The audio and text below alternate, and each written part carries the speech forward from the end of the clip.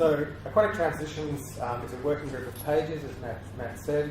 Our focus is on using sedimentary archives to reconstruct or infer past conditions in lakes and wetlands. This is the third workshop of Aquatic Transitions. We've had one the past 3 years, or 2 years up until today. Previous workshops were held in Nottingham, or in Keyworth actually, yeah. isn't it? And in Maine, in the US, and now we've come to our first meeting in the tropics. We'll have 3 speakers tonight. Our first speaker is Dr. Keely Mills. She's from the British Geological Service. She's going to be speaking about concepts, the basics of behind the approach of using lake sediments as archives of past conditions in lakes. She'll be followed up by Nathalie Dubois, who is from the Swiss. I won't try and pronounce the name of the institute, but it's essentially a freshwater ecology research institute based in Zurich. Correct? In the German part of Switzerland. And the last speaker will be Suzanne McGowan, who many of you will obviously know, who's going to bring the focus back to Southeast Asia. So I'll hand it over to Keely. Okay, so am I on? Oh, yes, I'm on. So I tend to walk around a lot when I talk, and I'm very conscious that there's a stage here, so if I fall off, just give me 2 minutes to stand back up and get started. So as Mike said, I'm going to introduce the concept of paleolimnology, so how we use lake sediments and how we unlock the secrets that lake sediments store, and hopefully this will tee up ready for the following talks that will be more applied in their nature. So why study lakes? Well, if for no other reason, lakes are very beautiful systems. This is one of my favourite lakes in Uganda that I've worked on, a natural system, 60 metres deep, very clear water, very aesthetic. They provide us with lots of amenities, might be ecotourism, might be freshwater provision, might be aquaculture. So that's kind of the reason why I study lakes. But from a technical and a science point of view, why should we study lakes? Well, lakes are sensitive barometers of change, and they respond to changes that go on around them. So this is changes within the lake's catchment and also changes in the atmosphere. And some of these changes might be related to shifts in the climate, both recently and as we go further back in past. And lakes record things like shifts in rainfall, so increases in rainfall, lake levels go up, and a decrease in rainfall and lake levels go down. But also, lakes record what's going on in their catchment. These might be natural changes, so when we look at the northern hemisphere over glacial cycles, they might record changes in vegetation in response to colder and warmer periods, but also they record impacts that people have on the catchment. So that might be deforestation for agriculture, and it might be urbanisation. So lakes record all of these. And this diagram really just summarises how lakes pick up what goes on. So human drivers in a catchment might be clearance, burning, industry and mining, agriculture, water regulation, and we also have climate drivers such as the rainfall and evaporation, changes in temperature, changes in wind and storminess.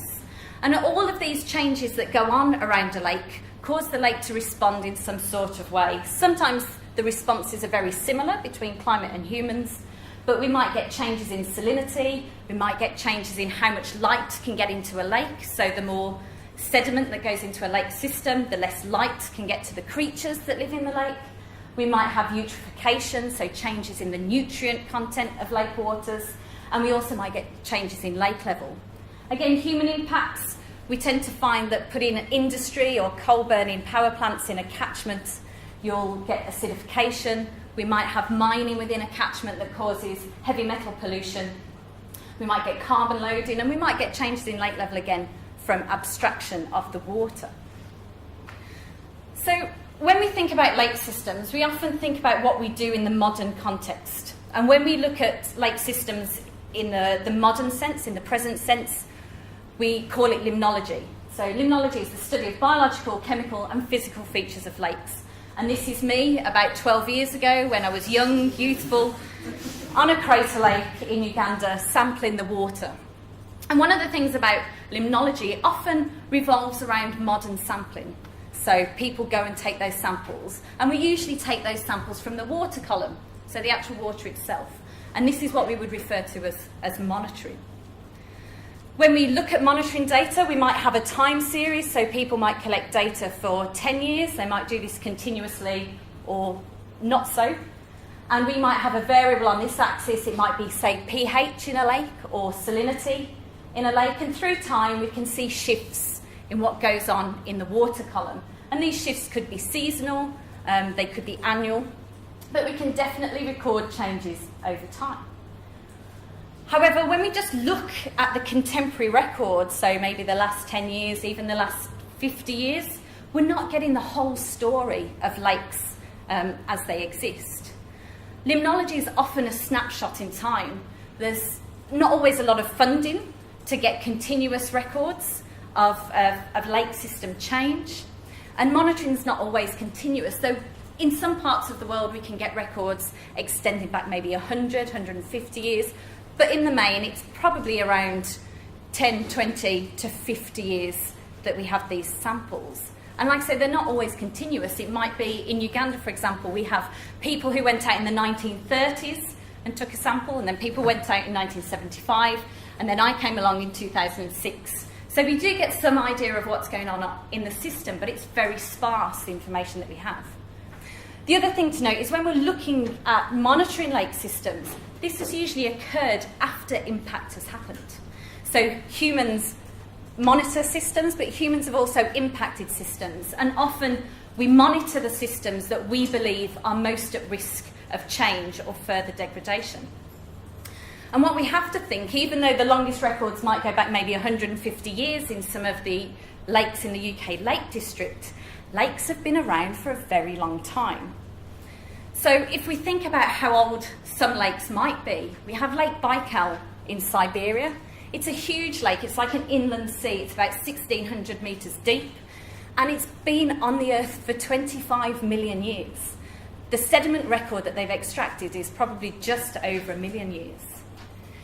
Equally, we can look at Lake Ohrid in Macedonia. This again is a deep lake, 155 metres deep, and it's 1 million years old. But when we monitor, we might only have 10 years of data.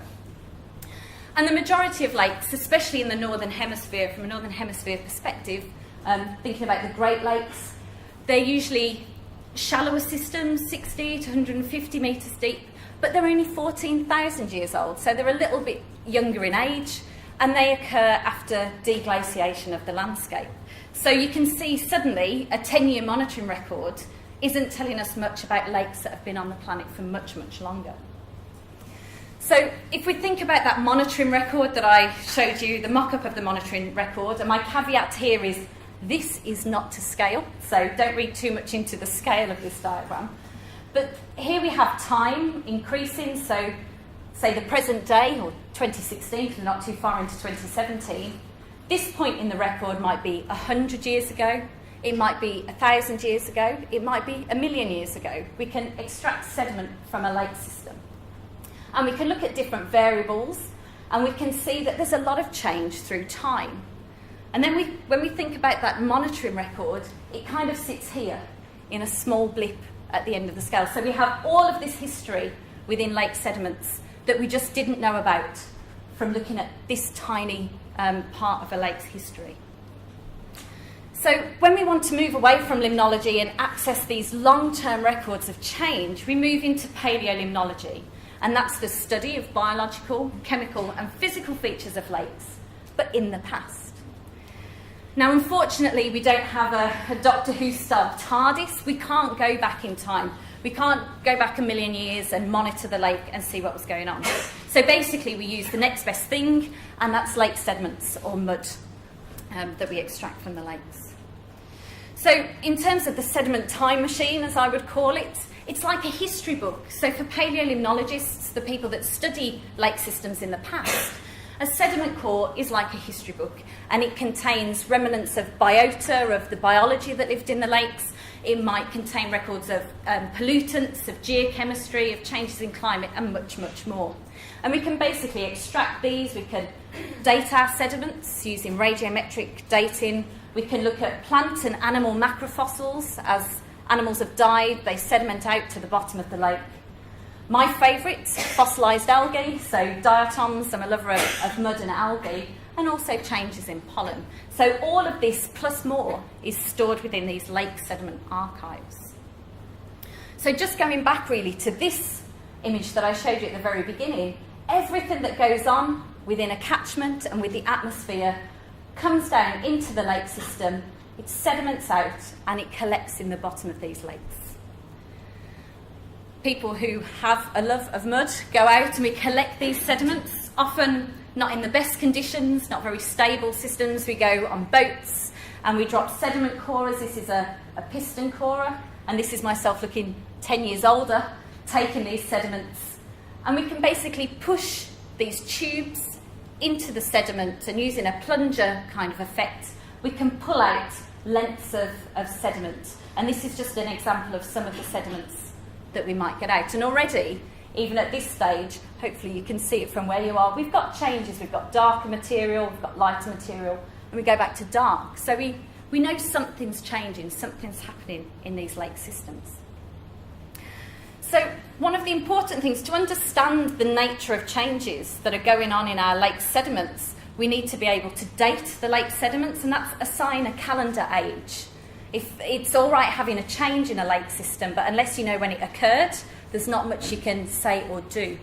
So often we have several methods of being able to date lake sediments. In some systems we get these very nice coupled layers, these varves, and we can basically count these layers very much as you would if you were looking at an ice core or tree rings. You can count back and assign an age. More often than not, though, we use these radiometric dating techniques, often radiocarbon. Every living thing has carbon in it, and when we die, that carbon slowly decays. And by looking at how much the carbon has decayed, we know how old the sediments are. And again, this is so we use carbon-14 for dating anything from around 200 years ago to around 40,000 years ago. And we can use lead isotopes that occur. I need to put the pointer here. Lead isotopes that occur in the sediments to look at the more recent past, so the last 100 to 150 years. And we can get ages for our sediments, which allows us to say something meaningful about the timing of change and when change may have happened. So there are lots of indicators of change that we can extract from lake sediment records. And lots of these, indicators we refer to as proxies, so there's something that we use to infer changes within a lake system or within the catchment. They respond to different drivers. And we can use multiple indicators as lines of evidence. And some of the things we can get out of lake sediments include cladocera. We can use these to tell us something about changes in the food web in a lake ecosystem through time. We can use, again, my favourite, diatoms, to look at changes in water chemistry. They respond very well to nutrients and to changes in pH. We can use pollen, and that can tell us something about what's going on in the catchment, so changes in vegetation and also changes in the vegetation within the lake system. And then there are head capsules of non-biting midges called chironomids that might tell us something about the oxygen levels that were in the water at the time of deposition. And this is just a table, really, I realise way too much information, but it just shows you the kind of drivers that we have, so climate and human drivers, and the indicators that we might use to infer different types of change. So, for example, we might use diatoms to infer lake level, habitat change, changes in stratification, eutrophication, acidification. So there are lots of proxies out there, and if we look at diatoms, they respond to multiple drivers, so that's why we use multiple lines of evidence. And again, just because it's always nice to have some pictures rather than text, here are some of the most common biological indicators that we use. So this is pine pollen, looks very much like Mickey or Minnie Mouse, and that tells us something about vegetation, as do macrofossils. Diatoms about water chemistry. Suzanne, if you've listened to Suzanne lecture, I'm sure she's told you about pigments within sediments and what they tell you about community structure changes, chrysophytes, cladocera, chironomids and ostracods. The list is endless and they have many, many uses. So going back and thinking, so why lakes? Well, as I've said, they're sensitive barometers of change and they respond to the changes around them, both climate and catchment. And the sediments are natural archives. There's very little evidence, very little effort that we need to go and extract these archives. And of course, they extend beyond that monitoring period. So rather than just being the last 10 years of data, we might be able to go back 100, 1,000, 1,000,000 years, and all of a sudden we can place what's going on now into a much longer term context. And so again, not to scale, but this is my mock-up of a lake sediment record. And this is looking at the context, or what we would refer to in paleolimnology as a baseline.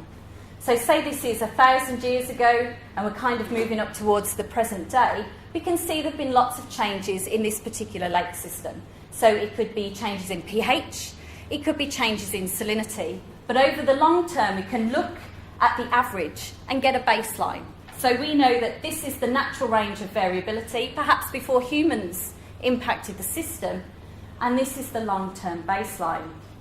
Of course, as we move into the monitoring period, or as we think into the future, we might have other data that we can extract. And of course, when you start looking at the baseline in this, all of a sudden it's shifted. So where systems are being impacted by climate change or by human impact, we have a new baseline. And it's what we might call, in this instance, a step change. So a big shift in the average conditions in a lake. And suddenly we move towards a new baseline. So if we're only monitoring this part of the record, we don't think that there's anything unusual going on in our lake system. But all of a sudden, if we go back 100 years, 200 years, 2,000 years, we can see that the modern system is actually very, very different to the long-term average of that particular lake. And one of the reasons this context, these baselines are very important, is for management and conservation uses, especially in freshwater bodies. And we like to, in the paleo world, we say that by understanding the past and understanding where a system has come from, it helps us to understand and manage for the future.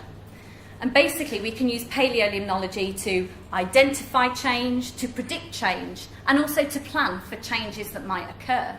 And it also allows us to look at our systems holistically and think about how we might adapt our practices, how we might mitigate some of the impacts that people might have on catchments, and how we might manage those effectively. And just thinking about this a little further, some of the questions that paleolimnology can provide answers to are things like, what were the pre-disturbance conditions? What was happening in that lake before humans came along and cleared the catchment? What is the range of natural variability? If we take away a stressor that's disturbing the ecosystem, what would the lake do without that stressor there? Have the conditions changed? So over time, has there been some shift in the system or not?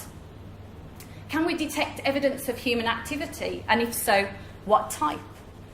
And if we were to put in some remediation or management system, how much improvement can be expected and what might we see? So, I mean, a very brief snapshot of what paleolimnology is, but in summary, it's a very powerful tool. It allows us to look back in time, to look back past what we understand of the present day. It lets us see that past variability and how much systems might have changed in response to different stresses. And importantly, it can aid management of vulnerable lake systems. So, bearing in mind all of that background, we'll move on to two more talks. And these talks will provide more of the application surrounding paleolimnology, and Natalie will be presenting examples from Europe, and then we'll move to Suzanne, who will be presenting an example from Southeast Asia. So in Europe, as it stands, these methods are tried and tested and are quite the norm, but in Southeast Asia, we're trying them and we're testing them to see how well they work here. So I'll hand you over to Natalie. I will present you some example of application of paleolimnology in Europe, just because it has been applied there for a long time. We could have done also North America or maybe Africa, but I'll just give some example from Europe. one time. So, and I will only focus on human impacts in lake. We could also do the climate, but I think we just choose that topic. So essentially, and I think Kitty already gave some example, there's 4 main drivers of human impacts on lake, which I wrote down. There's species introductions. For instance, aquaculture, if we bring in new fishes to a place.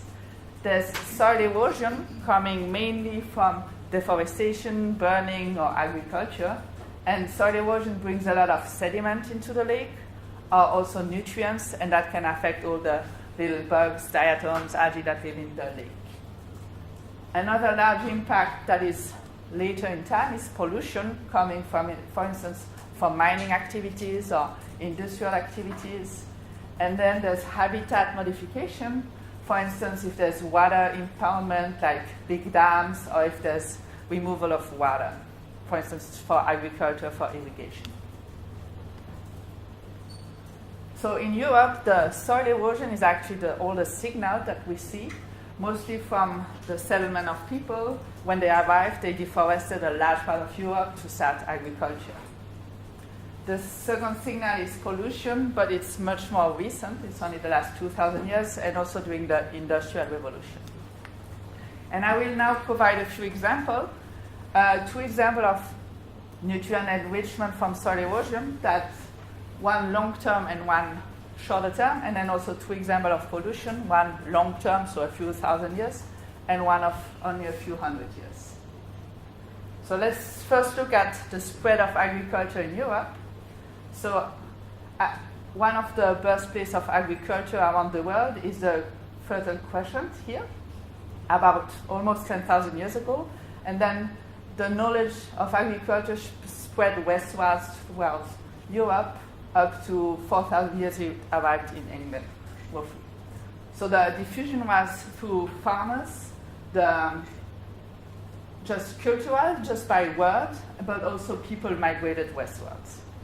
And as they migrated and diffused their knowledge, they modified the landscape, essentially through deforestation and burning to make place for the new fields, as you see here.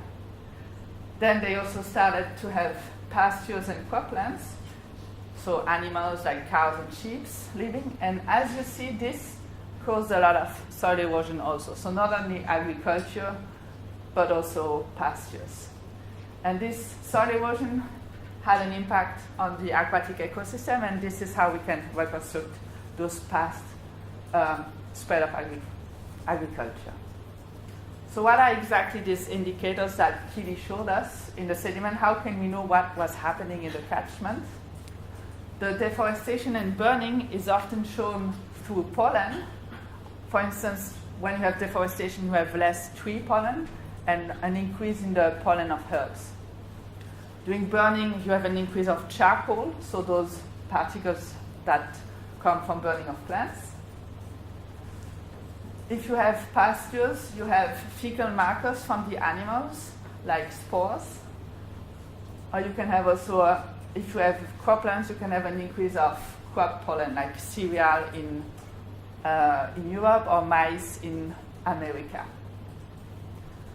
Soil erosion, you can see an increase in the sedimentation rate in the lakes and an increase in the nutrient input.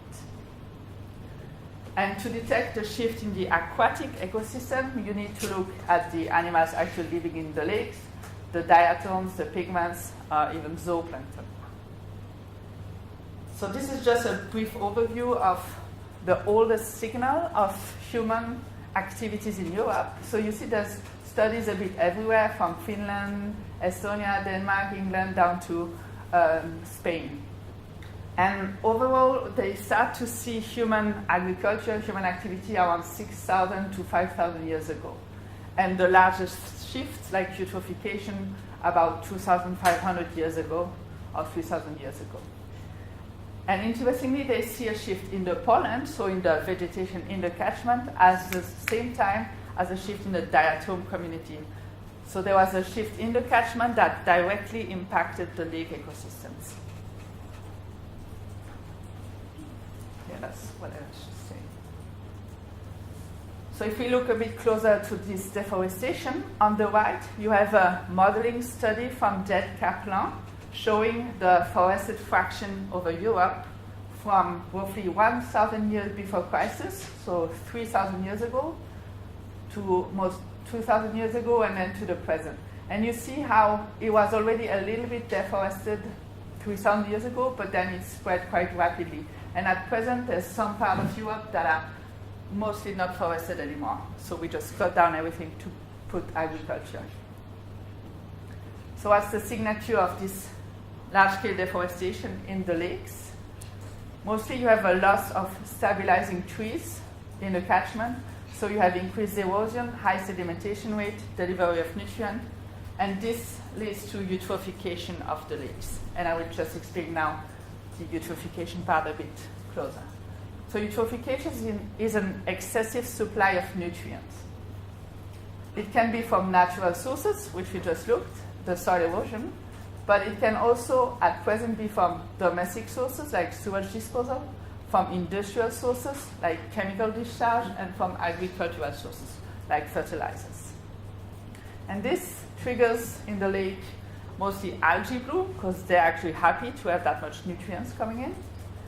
This can alter the species composition, can deplete deep water oxygen levels because you have a remineralization of all the organic matter, and this reduces the water quality. So a normal lake, when it becomes eutrophied, you have a larger sedimentation and the quality is not preserved. Well-known examples are from China, those huge algae bloom, but even in Switzerland we have examples of eutrophication that happened about almost 100 years ago. This is Lake Greifensee, very close to where I work, and you see this change in the sediment color from beige to really dark brown. So this is when eutrophication happened in this lake. It was actually the 1930s. And even with all the management today, it's still not recovered. So now we look at a very long-term record from Denmark, Lake Dalum Sø. And so this is about 5,000 years ago to year zero and to the present 2,000 years. So on the left, you have a pollen diagram, and in green, you see the tree pollen. So you see that 5,000 years ago, the pollen were dominated by tree pollen. So there was a lot of forest around that lake. And then as we move towards the present, the tree decrease. Actually, the authors, Bradshaw, showed that roughly 3,500 years ago, there was a Neolithic forest clearance. So the humans arrived and started to clear the forest. The largest impact on the diatom community, this is diatom inferred total phosphorus, so the nutrients in the lake, is actually much later. So if we look only at the pollen diagram on the left, you have a dense woodland, a slight opening up of the landscape as the human arrives, and then they reconstructed grazing, the beginning of agriculture, here very large-scale deforestation, and then crop cultivation, and only here is the beginning of the town of Sondersø, which then led to those large-scale changes in cultivation and in sediment supply and in the total phosphorus of the lake. And so this is also in blue just the changes in the status of the lake. So it was nice and clean, oligotrophic, and then with the arrival of more people and of the town, it became eutrophic. This is another example from Switzerland of recent eutrophication, Lake Baldegg, situated here. And this is actually results from monitoring of total phosphorus in two lakes. Baldeggersee, the one we will look at, is the highest one. So you see the concentration of phosphorus was really peaking in the 70s, when then the Swiss government banned phosphate in detergent, and then it decreases. In addition, to improve the status of many lakes in Switzerland, they started to aerate them, so they blowing air and oxygen at the bottom of the lake to bring more oxygen in the water. So this also helped the decrease. A colleague of mine a long time ago took a sediment core. This is actually not the same as what Kili was showing. This is a free score. So they put in a plate in the sediment and then they freeze it so the sediment really doesn't move as you take it out. And you see nicely those really thin, yearly layers. And they analyzed the diatoms in this core. This is again the age from 1885 going towards the present at that time, 1995. And these are all the diatom species that they found in those sediments. And essentially, you can see that there's shifts in the species composition through time. So at the beginning, you had more of those species, and then you move up towards this. And actually, we know that those species prefer conditions with not too much nutrients. And as you move through time, those species towards the right prefer a lot of nutrients. So these changes in diatom community, they actually reflect the eutrophication of the lake. So you have more and more of those species that prefer high nutrient levels. And with those assemblages, you can actually reconstruct a curve of total phosphorus in the lake that is shown here. And as Kitty was mentioning, this is reconstructed from paleolimnology, from the sediment cores. And only in the 1960s, you start to see those dots, which are measured data, so analysis. And you see that they actually fit quite well. So we can be confident that in the past, we can reconstruct the total phosphorus. So just a brief synthesis on this first problem, the eutrophication, so too much nutrients in the lake. There's a database that exists with all or many lake sediment data on eutrophication, on total phosphorus. So the data, the places where the cores were taken are shown here. And what it shows is that roughly about 1900 is the first point when there was eutrophication across all of Europe. The peak was in the 60s, 70s, when most of the lakes became eutrophic. Now, I'll move on to another problem in Europe, which came a bit later, which is pollution. And I will especially talk about heavy metals and acidification. Heavy metals also impact lakes. They can be from local sources in a urban area or industrial area, but they can also come from the atmosphere. For instance, fossil fuel burning puts up a lot of heavy metals in the atmosphere that might come down a few thousand kilometers away. And acidification of lake is mostly from atmospheric input. Another example from Switzerland, just because I'm Swiss. It's a sediment core taken from Lake Zurich. I don't know if you can really see it, but there was a paper factory just on shore, close by, and you see that they use different colors for the paper. So here you have a layer of blue sediment, pink sediment, gray sediment. So they actually release the colors in the lake, and this is preserved in the sediment. So first we look at the long-term records, which is a record of the pollution from the Roman era. This map shows all the Roman mines around the Mediterranean, all those, what is that, purple, are like silver mine, gold mines, copper, silver, gold mines. And we will especially look at a lake record close to this huge gold mine. It was actually the largest Roman gold mine in Spain, Las Medulas. Actually, to recover the gold in this region, they used to dig through the mountain, and then they put water, a lot of pressure, which then broke the whole part of the mountain, and then they could just recover the gold as they used here in all the little pieces of rocks. So here you see still some places where the water came through, actually, if I go back. See, this place is actually here.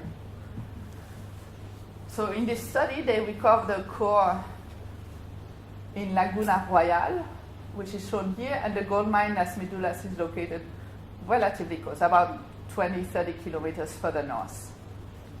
And this is the record that they got. Whoa. So in black, you have the record from the sediment core, and in blue and red are records from a Greenland ice cores, and I'll explain that just afterwards. So we'll only look at the lead record, which is this one. And you see that during the Roman Empire, there's a huge peak in lead deposition in this lake. And actually, lead is produced as you clean up the gold. You heat up the gold to get rid of all the other metals that you don't like. And this is how lead goes into the atmosphere. And you see that it's deposited 20 kilometers away, but it's also even deposited in Greenland ice cores, which are located a few thousand kilometers away. And they actually are sure about the source because they use lead isotopes to trace back where the lead came from. And at present, well, here you see another peak in lead, which is actually coming from the leaded gasoline. And now it's recovering because we removed the lead. Now we only use unleaded gasoline. So if we move closer to our time, looking at the pollution from the industrial era, industrialization in Europe started in the UK about the early 1800s and then spread eastward this time. You see that most of it was industrialized by 1900. And this has huge implications for European lakes, mostly lake acidification from fossil burning, which affected areas in Scandinavia, so Sweden, Norway, Central Europe, Scotland, but even Canada and USA. And I'll give a few examples. For this, we can also use diatoms, as they, here they said, respond very nicely to the pH of the lake. Some diatoms prefer high pHs, and some like it when the pH is more low and the conditions are more acidic.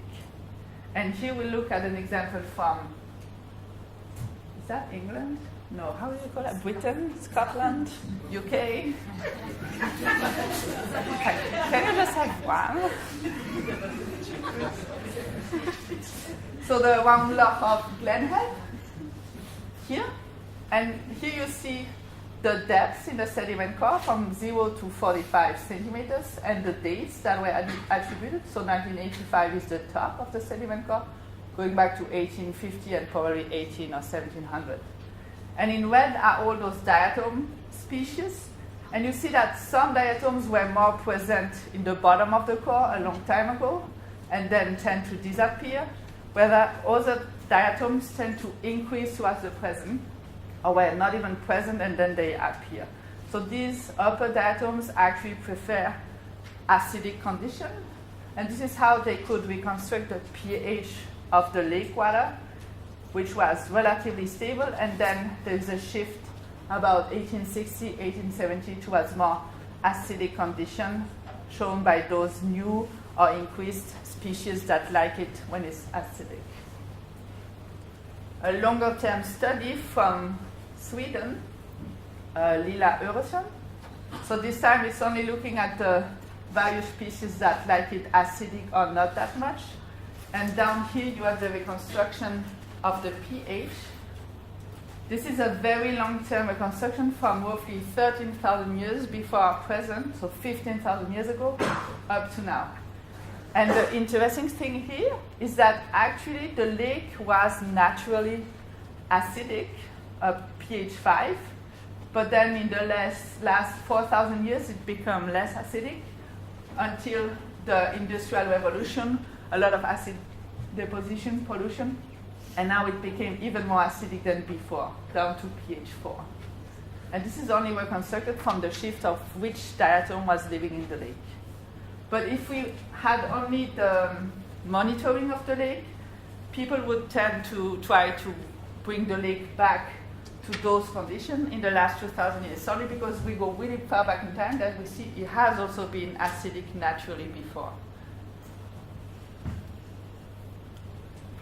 So just a brief synthesis about acidification over European lakes, again shown here the various locations where this was reconstructed. You see that there's most of them changed at the 1850, and then a few more later on. But so really lakes began to be acidified around 1850 in Europe. So quite a long time ago. So if I just synthesize my presentation from Europe, some human impact can be traced really several thousand years ago, mostly the deforestation, about 5,000 to 6,000 years ago, at the beginning of agriculture. The Roman mining goes back to roughly the year 0, but the largest impact that we see there actually can be traced back to the Industrial Revolution, with the acidification in 1800, 1850, and the eutrophication around 1900. And that's it for me. And now Susan will talk about what has been done today in the region and what we can still do in the future. Okay, then, that set my talk up really nicely, because the idea of kind of starting off with an introduction to paleo and then looking at the European perspective was really to try and set the temporal context. And the temporal context really is that there's been a very long history and a well-documented history of human disturbance in Europe, and yet these kind of techniques we're talking about have been very rarely used in this region. So there's not been much paleolimnology done. There are not so many lakes to work on. This is one of the few natural lakes in Malaysia. And in some cases, the timing of human impacts tends to be later in many parts of Southeast Asia in terms of this kind of great acceleration of human impacts.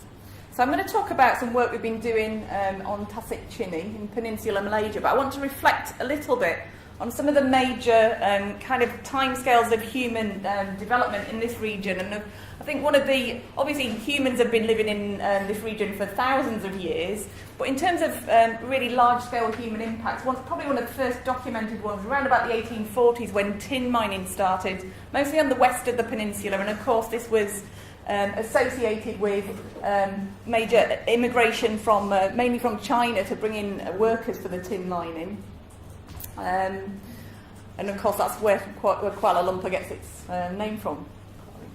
The next kind of major wave of disturbance came from rubber farming. So Malaysia is very, very important for rubber farming. This led to another wave of immigration, mainly from India, where people came in to run the rubber plantations around about the 1880s, growing from that kind of time period. And then the other big phase of land disturbance really centres from the 1980s, where we get the development of oil palm. So oil palm really took over as the major cash crop from rubber around this time. So compared to some areas, there's a fairly long history of disturbance in Peninsular Malaysia. And of course, overlying that, we've got the urbanisation, we've got, just down the road there. We were there last night, just for info for those workshop participants. So we've got urbanisation and the sort of developments that go with that, and power generation. Okay, so back to our lake, Tasik Chini. It's a very unusual site. It's one of the few lowland tropical wetlands in this region, and it's basically fed by a number of different river systems. It's a series of interconnected basins, and it's a flood pulse wetland, so its hydrology is driven by flooding. It usually outflows here into the Pahang River, but during wet periods this flow can reverse, so it can receive water from the Pahang River. And of course, the Pahang River is one of the mighty rivers in Peninsular Malaysia, the longest, and a vital resource, got a number of lakes and reservoirs along its length. This has been a kind of big ongoing environmental concern. The runoff from the Cameron Highlands, which lies along the catchment of the Pahang River. So sediment erosion and nutrient pollution from the farms, the tea farms, the fruit farms and the Cameron Highlands is a big concern for Tasik Chini. So that reversal of the outflow and connectivity with the Pahang River is an issue for Tasik Chini. Does this? Oh yeah, it works. I don't know. Okay, so there is a history of human settlement around Tasik Chini, and the Japun tribe, Orang Asli tribe, there are around 400 people who live around Tasik Chini, and that's part of the reason why this site has been designated UNESCO status as being a kind of unique cultural heritage site.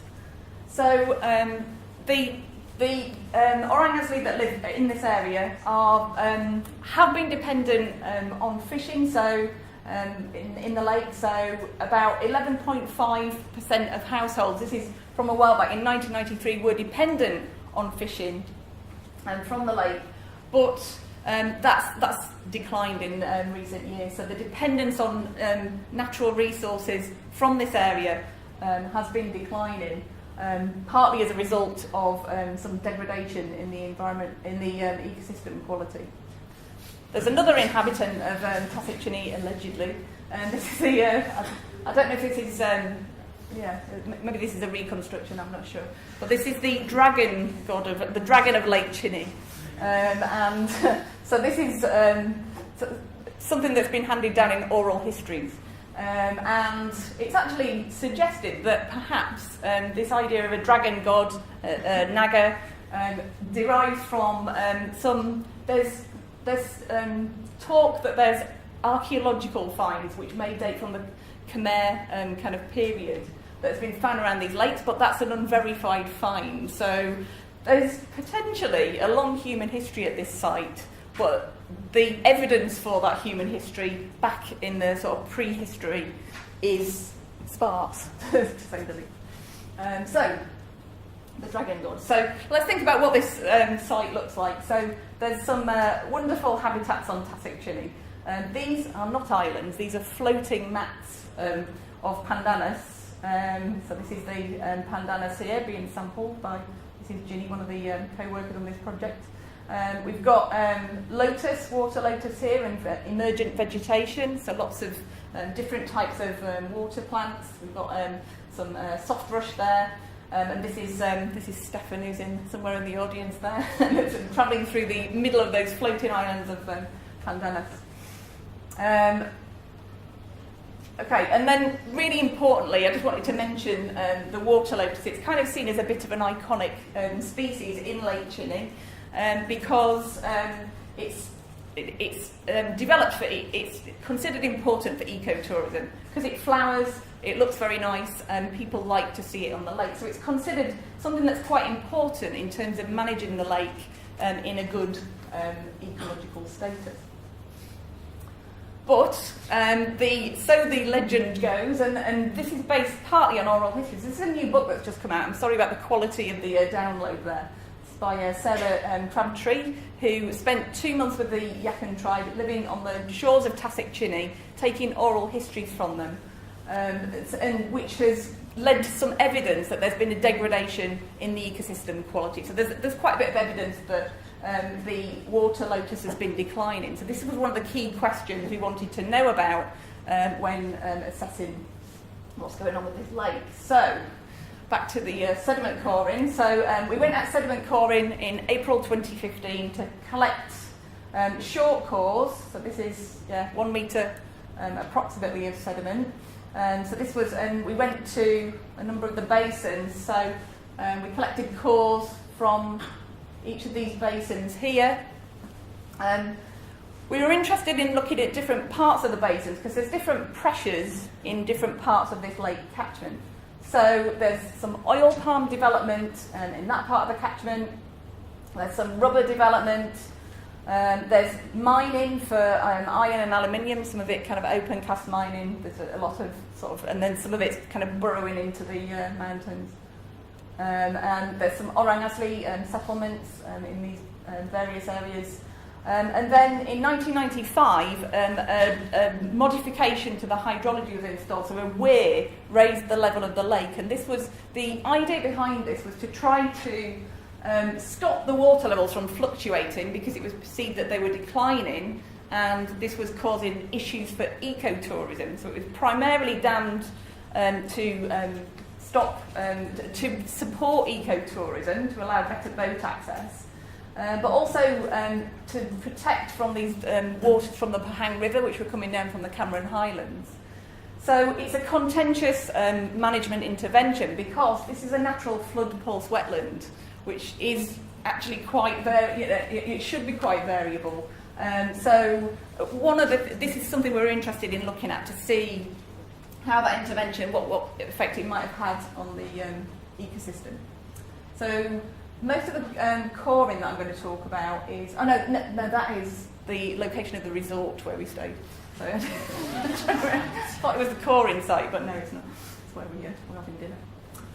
Okay, so we took lots of cores and we had to work out what was going on. So the first thing that paleolimnologists often do is burn their mud to work out what the organic content is relative to the mineralogic content. So we've got all these wiggles, and as you can see, it's quite interesting because we were getting broadly similar patterns, but not really all that similar. And that's interesting because we obviously had those contrasting disturbances in the lake. Some of those sub-basins were less disturbed, some were more disturbed. So as a first sweep, we were kind of thinking, right, so this one that's near the outflow, for example, has a very different pattern to this one here. And you might expect that because it's receiving those flow reversals from the outflow, which is bringing in inorganic material and mixing up what's in our sediment composition. Okay, so we did a first sweep of trying to correlate how these cores kind of tie together. First thing we were interested in looking at, and the thing that we thought would probably be influencing this lake is, of course, climate, because it's a flood pulse wetland. So floods, you might expect, would affect what's going on in the sediment record. So we've got monthly rainfall here. We've got pretty good records in Malaysia, so going back about 100 years over. And monthly mean temperatures. And it seems to be the case that there's a pretty good correlation with what goes on in terms of rainfall. So what seems to be happening is you can see we've got this dry period here, which corresponds to this period here, where you've got an increase in loss on ignition, whereas where you've got these wetter periods, you've got these depressions in loss on ignition. And it works in this core, at least. It carries through to some of the cores, but where you've got more disturbance, it carries through less. So there's your sort of human impact signal. So what's happening? Well, if you've got... so these dated to 1943, around about, and 2001, once we'd got some lead 210 dates back. What we think is happening is when you've got higher rainfall, you get soil erosion, you get higher mineralogic inwash, so your proportion of organic material gets diluted, you get these kind of depressions in the loss on ignition or the organic matter in your sediment. So we think we've got a lake, we've got some evidence that there's some response to inwash from erosion, and if you look at this is set against the date, so over the last 100 years, we've got these spikes in sediment accumulation rates which correspond to those periods of much higher rainfall. So it seems like the rainfall is leading to an increase in soil erosion. Now whether that's an increase that is exacerbated by human disturbance or is a natural feature of the system is something that we're obviously interested in looking at. So we looked at a few more proxies to try and investigate this. So just to kind of orientate, what the kinds of things we were looking at, here's our site again. We looked at the mineral composition, the elemental composition, along with the stable isotope geochemistry, and I'll run you through how we did that. We looked at some diatoms, because we all like diatoms, don't we? And we looked at some pigments as well, so that's the algal pigment. And these are some of the sort of key disturbance events we were looking for. So there's anecdotal evidence that this area was largely deforested, or certainly a lot of the trees were removed during World War II, during the 1940s. We've also potentially got increases in oil palm. We've got this installation of the weir in 1995, and then there's a development of open cast mining after the 2000s in this area. We're still trying to piece together a lot of the evidence to back up these changes, but those are what we think are our main drivers, sort of human disturbance drivers of change. So what we wanted to know was, this helps us to understand kind of soil erosion and what's going on in the lake. If we measure the carbon-nitrogen content, so the relative amount of carbon to nitrogen, and the stable isotope content of the carbon in the organic fraction of these sediments, it can help us to source where that sediment is coming from. So if we've got C4 plants, for example, they'll usually lie quite high up on this diagram. Algae will lie towards this end of the carbon-nitrogen ratio spectrum, whereas land plants and terrestrial things, because they've got a lot more cellulose in them, will tend to have more carbon.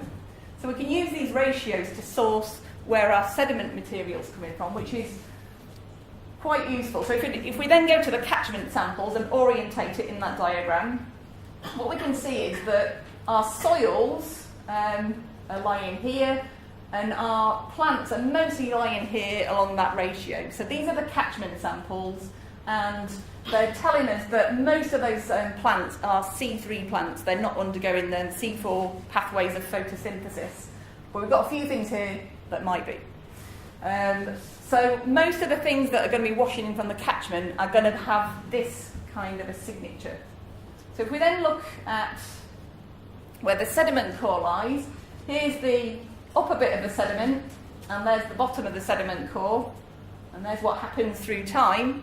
You can see, well, firstly, that the lake started off at the bottom of the sediment core, 80 centimetres down, around about here. So it was lying quite similar to the catchment material. There's quite a lot of organic matter coming in from the catchment. So if you imagine a kind of pieces of plants and soil washing in from the catchment, that was a more important source. But then we get this moving into this blank area of the diagram, which corresponds to where algae are.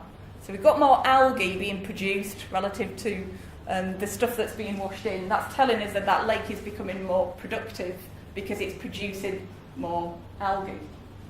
So that's what this looks like through time. So I've put some, this is our sediment core, our 80 centimetre sediment core. There's a couple of key dates here.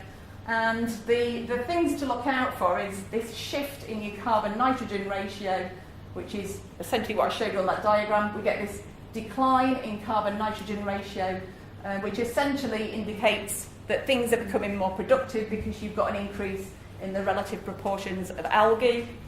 And then you've got this kind of oscillation here in your delta C13 ratio.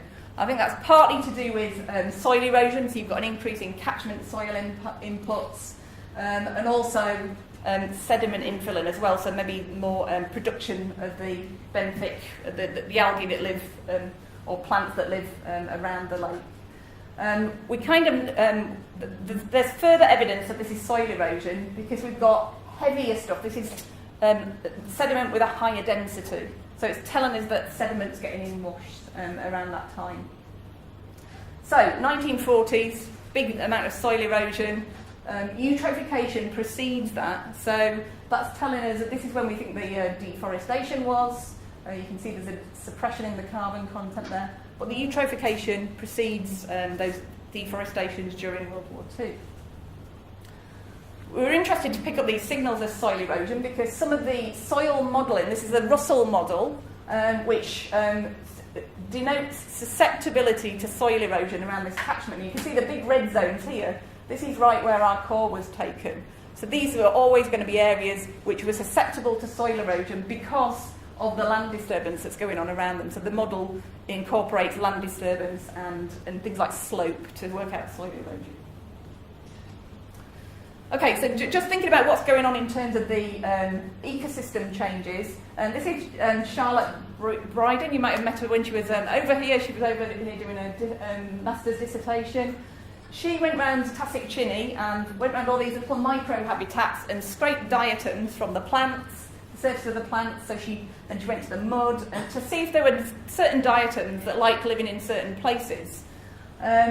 The habitat specificity is not completely clear-cut, but in general, we've got these things that like to live on emergent plants, and these things that like to live on water lotus, other things that like to live on the mud surface, and things that like to live floating in the water column. So we can tell by looking at shifts in these different types of species what types of different habitat changes might have happened. So this is her diatom profile. First thing to note is, look what happens after 1943 when we've got all that soil erosion going on. This is the kind of major shift in that species, in the species composition. most of the algae in this sediment core are this Alacosira musonensis, which lives floating in the water column.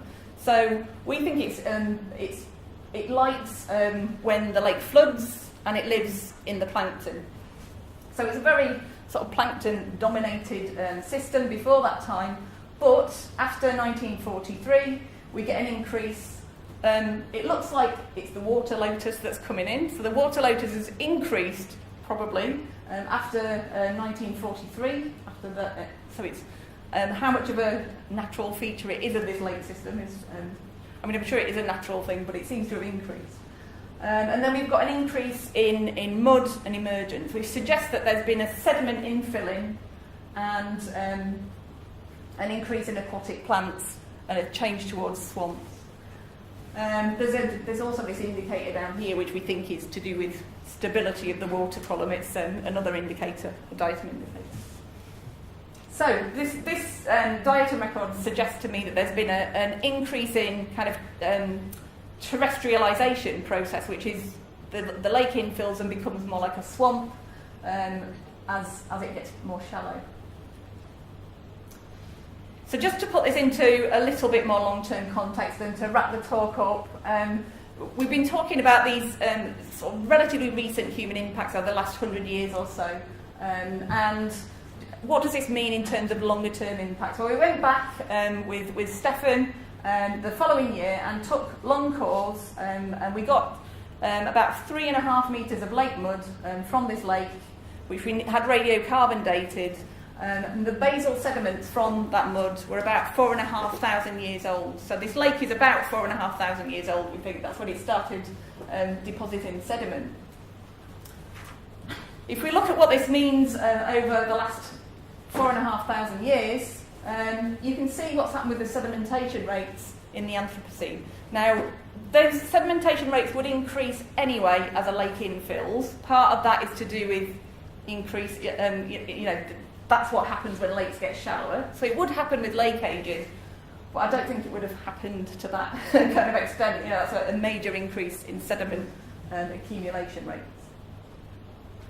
And then this is just some pigment data to put that into context as well. So this is that long record that we got. You can see we've got relative stability in all of these pigments down the bottom of the sediment core. And then when we add that short core on the top, we've got changes in algal productivity in these different groups of types of algae that are unprecedented in the past, suggesting that this lake has indeed become much more productive, which is what the carbon, nitrogen, isotopes and things were telling us. So what's happening in Tasik-Chini? This is our best guess so far. We're still analysing lots of things on this lake. It's a work in progress. We think there were very low sedimentation rates 4,500 years ago, and that there are indications that the algae started to increase pretty early. So that would indicate pretty early human impact here. Actually, it's not just to do with oil palm. There were, there's land modification that's led to probably land modification that's led to algal increases. We've then got pretty major sediment infilling and expansion of the littoral zone, the swamp in this lake in the 1940s. Then we've got expansion of emergence and what looks like a decline in the water lotus around about 1990. So these are the potential culprits for those drivers, the drivers for that change. But at the moment we need to make sure that we're documenting the changes that went on in this catchment, that we have good sources for that. So part of the reason why we're here collaborating with the people from the Tasik-Chini Research Centre as well is to make sure we've got our documentary evidence right for what's going on. So what can we say about Tasik-Chini? I'm just doing a time check here. So the lake appears to be responsive to climate and hydrological change, which is reassuring given that it's a flood pulse wetland. So the changes that we see in the Anthropocene appear to be unprecedented in the past, so it's clearly been altered a lot very recently. There have been major increases in sedimentation rate, which appear to have started after the 1800s. There's been rapid sediment infilling associated possibly with land disturbance. And there's been changes in the lake ecosystem and habitats, particularly associated with the land disturbances around World War II and oil palm development. The role of the dam actually and disentangling that from oil palm development, we're still firming up the chronologies on some of these on some of these basins. So if we have one of the basin that has oil palm and one that hasn't, we might be able to disentangle those two different stresses. So yeah, the jury's still out on what's driving some of these things. So, and you say a big thank you to many people who've helped Harry. So we've got some of the PPTC people in the audience, and we've been chatting about Tacit Chile a lot in this meeting. It's come up a lot. It seems like a lot of people have worked on it. So thanks very much, and thanks to the people in this audience as well who have worked on this. And thank you all for listening. Hi, Kathy Wall from Monash University. I'm just curious, did they practice shifting agriculture, in the old days? Those are In Malaysia? well, around the lake. I mean, I know they did in Borneo a lot. Yeah, so the Dragon God book, which I just bought the other week, well, the other day actually when I was here because I couldn't get hold of it in the UK, deals with a lot of that actually. It's a lot of the oral history, so I'll be able to answer that when I have a chance to read it because it's been a busy week. But yeah, I think probably so. Yeah. One thing I found in Borneo, just looking at streams, is that the fauna responds very differently to shifting agriculture than it does to logging.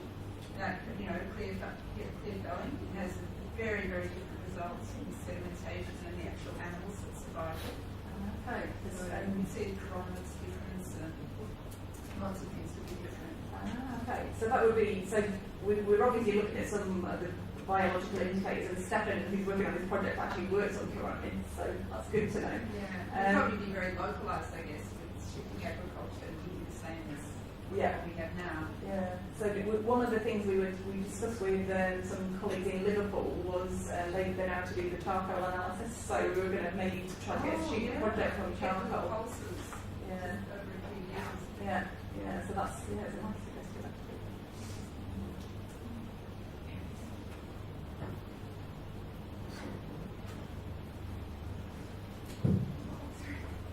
Hello. Actually, I was in the morning's workshop, but actually I'm kind of new in paleontology, so I would like to ask two questions. One is for Kelly and one is for Natalie. The first question is about, because you always want to, we do paleontology because we want to find out the changes in the sediments, and we want to link it to the drivers, for example, the human activities. And mainly, normally we would like to see the documentary record, the things we have written down. But what if we don't have this kind of written down record? So in this situation, how do you interpret these changes in the sediment to the things we did on land? And what if it's contradictory to the documented record in this case? So what will you do? So when we look at what's stored in lakes, we can treat some of the... Oh, I've gone off. We can... Sorry, I'm not on that one. Let's come back on again. We can look at different proxies in different ways, and we have to be very careful how we do that. So if we think about diatoms, for example, and how Natalie showed that you can reconstruct pH. pH is a driver, but the diatoms are also a response. So we have to be careful not to be circular, and we might use our diatoms as the response, the biological response within a lake. But we might conduct some geochemical analyses that might tell us something different about the drivers that we can use to tease apart. Now, ideally, when we're looking at different changes, because many of the proxies, as you can see, could theoretically be used to infer multiple causes, so maybe diatoms, pH and nutrients. What we like to do is use a paired lake system. So in research that I've undertaken in Uganda, We've used lakes that are currently within national parks, so they have very little in the way of human impact. They may have in the past, but currently in the landscape they don't have much human impact. And we look at lakes outside of national parks that are very heavily impacted by people. And we can use the differences between those systems to try and tease apart those signals. And there are some lines of evidence that are unambiguous in terms of their origin. So generally, very generally, heavy metals tend to be an indication of human pollution. There are some exceptions in parts of the world, but they tend to be much higher in concentration when humans have been in. So there are some drivers that we can, or some analyses that we can undertake that we're more sure of their origin. In terms of when proxy records don't match what we might have documented, it happens all of the time. And again, thinking about examples of lakes in Uganda, we have evidence from the region that lakes got wetter, but actually our proxies show that the lakes got drier. And that's because the lake systems can be very complex in their interactions, both between rainfall, for example, and groundwater. And by using multiple lines of evidence, so in the case of the Ugandan lakes, we didn't just use the diatoms, we used isotope geochemistry.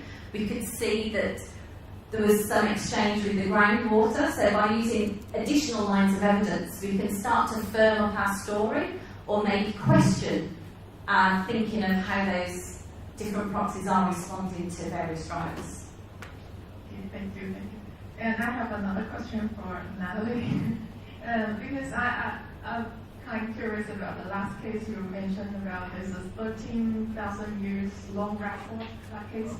And because you said currently the lake is very seriously polluted and very acidic, so if we want to do some restoration, we can refer to the baseline before but I noticed that you mentioned that there are several baselines in different time periods. So which baseline we should use?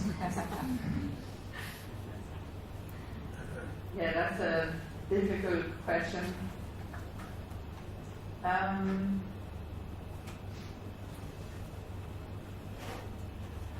I check? Oh, she wants that. So, well, but just in terms of that long-term history, the changes in the acidification were very much to do with deglaciation and how we get colonisation of a deglaciated landscape.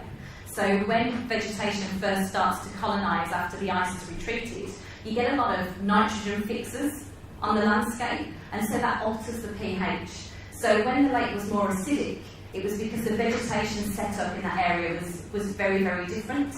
And as we move towards like a present day vegetation, it changes, it raised the acidity, it neutralised the acidity basically in that system. So when we're looking at restoring, we have to think at a timeline at which is sensible. So if we went back 14,000 years, it might be an unreasonable baseline because we were in a glacial, coming out of a glacial climate, and we're certainly not doing that today. So perhaps going back, the most popular time frame tends to be the last 1,000 years when climate conditions are very similar to today. That might be a more sensible baseline to kind of aim for because it's more similar to the conditions that we see in the modern landscape as opposed to those longer term changes from a deglaciated landscape. Yeah, that's pretty sensible to use a time frame that looks like what you want to be at. You don't want to be at the last ice age. No. Just to sort of mention as well about determining what your baseline targets are is often there's a degree of pragmatism involved because often it might be desirable to get back to a pristine lake system, but it's simply not achievable. So you might just have to make a compromise and decide, well, this is about as good as it's probably ever going to get. And, so that's partly what's going on in Europe with because a lot of targets have to be kind of set and aimed for.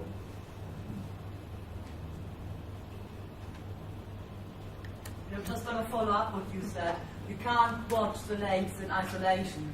because the lake is actually in equilibrium with the atmosphere, and the atmosphere has dramatically changed in the last 200 or so years. We can argue about that. So you cannot set a baseline for a lake that's 1,000 years out even and expect to achieve it in an atmosphere it's exposed to, which has changed so much. Absolutely, and I think when it comes to management, you have to think about where we're heading. So we know what the projections of climate change might be, changes in rainfall in the next 30 years, 50 years, 100 years.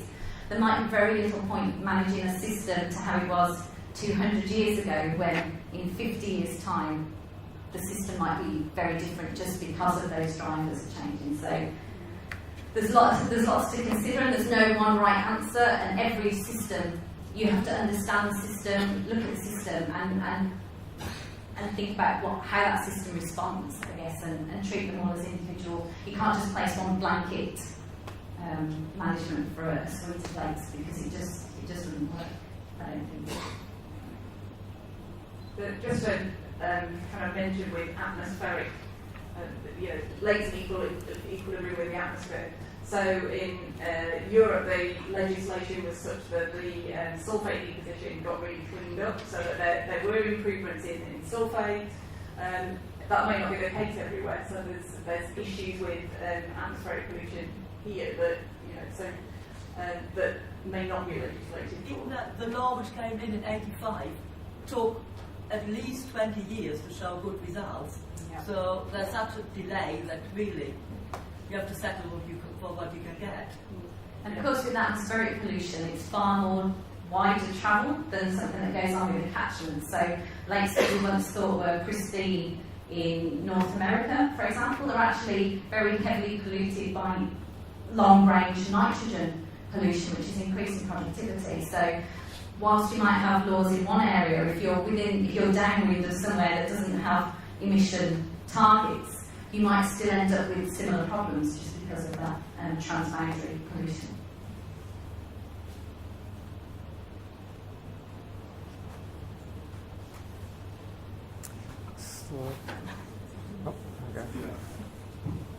Yeah, thank you for that presentation. My question is to Suzanne.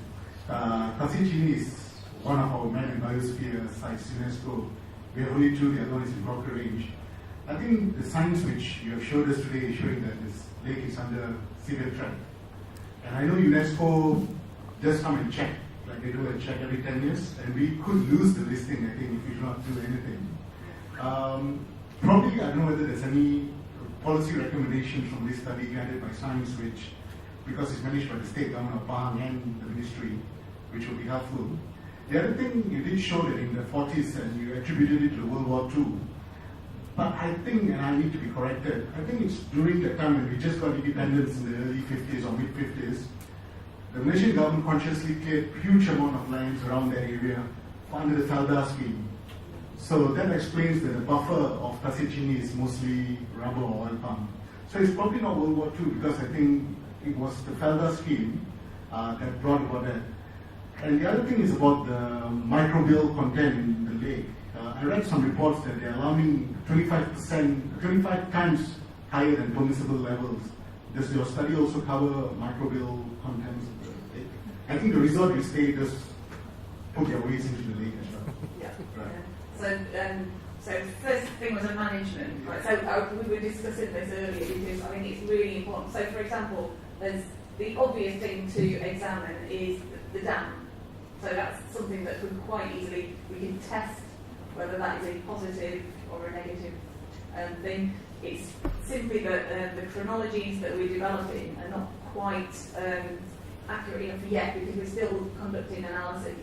So we should be able to pinpoint the difference between the oil palm and the dam, but we don't quite have the dates for when those land use changes happen. So information such as you just gave us is really useful. We need sources though, so we're trying to piece together at the moment the sources for all that information, because a lot of people say, oh, this happened, that happened, and trying to verify those sources is difficult, but it would be really useful to put Felda records actually. That's a good suggestion.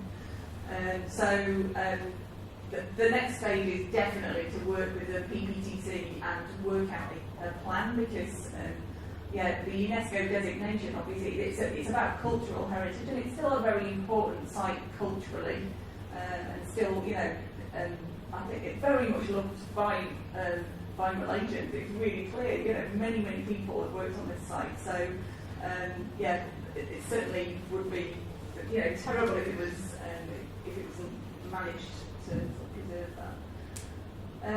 Microbial communities. Now that's interesting because we've been talking about this a lot in the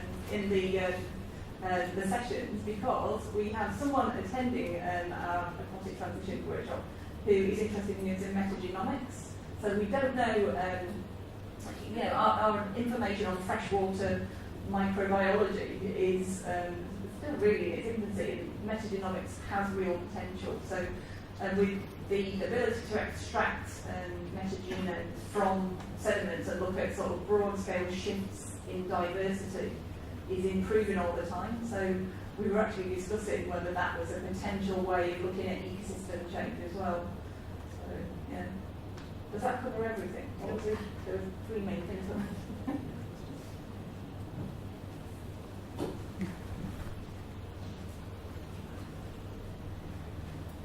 Do you think the haze events of the last 10 or so years would impact the lake? I don't know if they get that far north, but they certainly affect us here.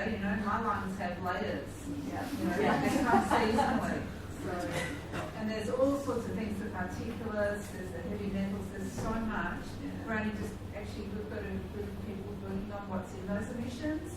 It's not nice, but it could actually be interesting for you, but lots of nasty things as well. But no, it's not just methane and carbon dioxide and particulates, there's other things as well. That would be very interesting actually if you got into chemical composition. King's College London. Okay, we can chat about that later. So, there's a few things we've been doing about kind of air pollution. So we've been looking at the soot particles from fossil fuel combustion. So we're actually having a little micro workshop after the macro workshop to discuss writing that up, because we've got some records from the Philippines and Tasik Chini. So you're really getting fossil fuel impacts in Tasik Chini? Well, so when you burn fossil fuels, you get these little soot particles, the SCPs, and we're picking up a kind of peak, which it's not too remote from. We've got very high chances for it to travel a long way with a garbage race. So one of the things we're going to try and discuss when we start to write this paper is how local or regional those impacts are. So I was talking about Max about this actually as well, because he knows a bit about the atmospheric transport pattern. So that's one aspect of kind of air pollution. So we know there's some air pollution that's making it to the lake. The second thing is, I'd be really interested to know about the types of chemicals you're picking up, but it's whether it's, for example, an impact on the water chemistry. So the waters are not so well buffered in the, there's not a lot of buffering capacity, so they are probably quite susceptible to acid pollution, for example. Although the range in the water chemistry, it's not showing signs of chronic acidification, certainly. But then the kind of final aspect of that is, I gave a talk on this lake at UCL a few weeks back, and someone pointed out, they said, what about the impacts of smog on light availability? Would it be enough to decrease production sufficiently? And some of those changes you see at the top of the core, is that to do with just there's not so much light that is restricting algal You productivity? probably would have the sediment impact a lot greater than the impact of the sky, you know what I mean? Yeah. So the sediment impact would slow down productivity way before the difference in sky colour. Yeah, and usually the modification of the light climate in the water column is much greater than what comes in, but it's something that I kind of haven't considered, and I thought, it's worth considering whether. Do you have heat in the catchment? I don't know. There's only you guys know if we've got. I thought there was some heating areas. Like if you have heat in the water's brown, you won't get eligible below 15 centimetres. Yeah. That will be affected. The water's not so brown. It's not very stained, is it? But it's not dystrophic.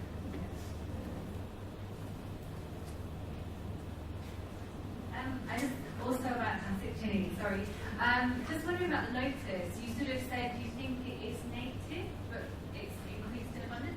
I mean, are you sure it's native? It would be kind of ironic if it was not even native to the lake. Okay, did I say native? I mean, I think it's native.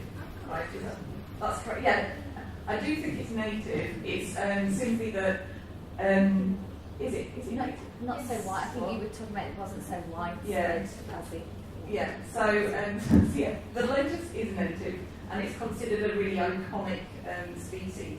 But what appears to have happened, if we believe the diatom, which has many caveats, is that it increased in abundance a lot once the sediment influence started in the kind of 1940s. So what's probably in people's memories about how much lotus should be around is probably an overestimate of what is a potentially natural state. So that would be my best interpretation right now, but it has started to decline recently, and there has been an increase in kabongla, which is an invasive species or a non-native. So yeah, that would be my best interpretation right now. But there are caveats to using that diatom as an indicator of lotus. And one thing we were discussing in the sessions here is whether we can get kind of small hairs or something from lotus leaves that might be preserved in sediments as a direct indicator of lotus abundance, which would be much more direct than the diatom. Hello. Don't they have pollen, the lotus? We've actually not analysed the pollen, but I don't know how productive the pollen is. Michael might be able to answer that. You do. I don't know anything specific about lotus pollen, but aquatic plant pollen can be difficult to interpret because the abundance of pollen depends on the production of pollen, it depends on the preservation of the pollen, and aquatic plant pollen is often fragile, so you can't comment particularly about lotus. So we are getting some pollen preps done, so that's also what others to do. But, Hello. I think one of your slides, you put the rainfall together with all the peaks and it coincides with two major peaks. Because from my experience working in Tashikimi, it's like you say it's a very flood-prone system. So when it's during major flooding times, the water increased more than 5 meters. So it's a major increase. So I'm wondering whether the eutrophication originates from the surrounding of the lake, or is it washed out from the Pahang River? As you know, Pahang River runs a long course, and that carries, a lot more things, than what is found in the lake itself. And so, can you say tell the flood records from the core? It's hard to answer where the eutrophication is coming from, but we might be able to slightly disentangle it by, so for example, we've got 6 cores all around that lake basin. So if we're picking up different kinds of signals close to where the Pahang River reversal flow is, that might be able to somehow, disentangle whether it's from the Pahang or from local kind of oil palm. The other thing that will help as well is if we have better records of when the oil palm came in bits of the subcatchment, which can help us to link the change in that sub-basin with the oil palm. So the key thing is getting good records of change, reliable records. Because with that much increase of water, the Pahang River water can actually reach the forest. I just came back. The forest itself is flooded, so it's that far, that the flow is. I know it's washed away our sediment trap. We were very upset. But I agree. But it's probably a process that's been going on for millennia. But the question is, how much more contaminated is the soil now that it's washing in?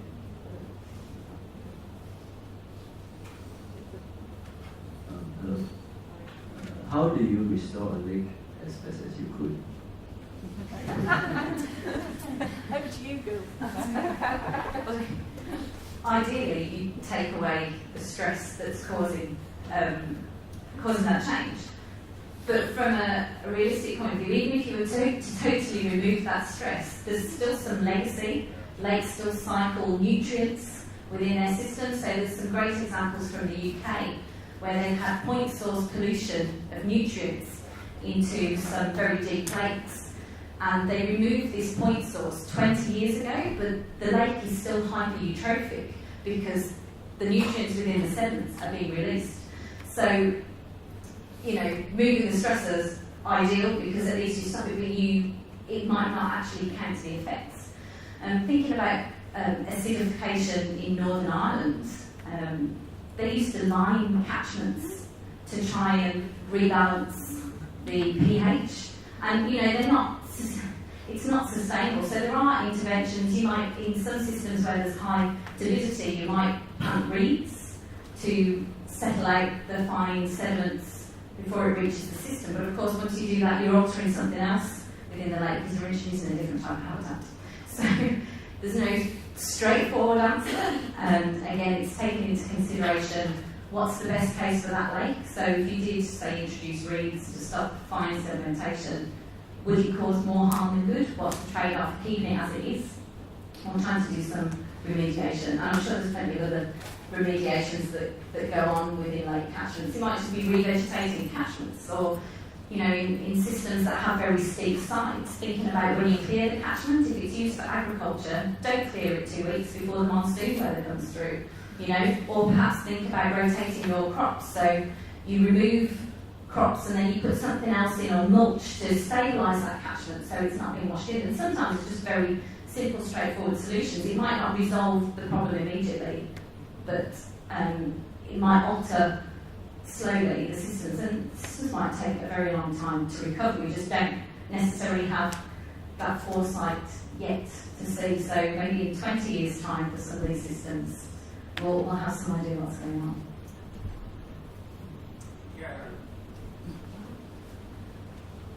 A really interesting group of presentations. I just wonder whether, with regard to Tassicini, whether a next step ought to be to look at the pollen in the sediments. I mean, it would make sense in so many different ways.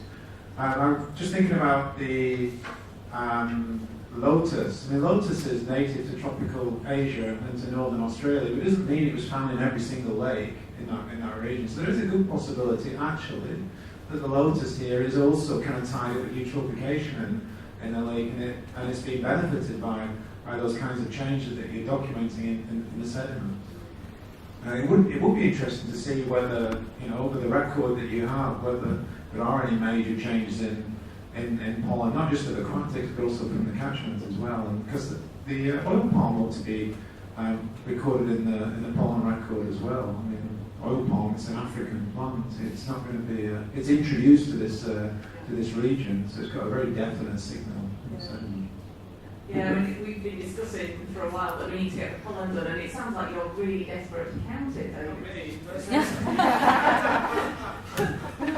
We'll discuss that later.